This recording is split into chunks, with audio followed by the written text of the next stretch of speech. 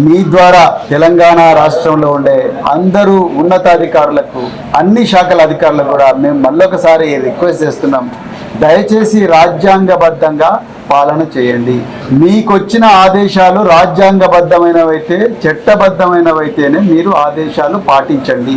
అదేవిధంగా ప్రభుత్వ కార్యక్రమాల గురించి మీరు మాట్లాడేటప్పుడు కార్యక్రమాల గురించి మాట్లాడండి.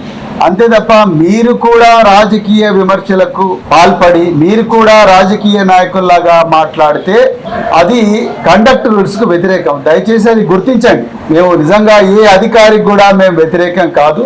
కానీ ఈరోజు పని కట్టుకొని భారత రాష్ట్ర సమితి పాలనను, భారత రాష్ట్ర సమితి పార్టీని, భారత రాష్ట్ర సమితి నాయకులను ఏదైతే ఇబ్బంది పెడుతున్నారో, చట్టం ముసుగులో లేకపోతే ఇంకా రకరకాల ముసుగుల్లో ఇబ్బంది పెడుతున్నారో అవన్నీ కూడా రికార్డ్ అవుతున్నాయి.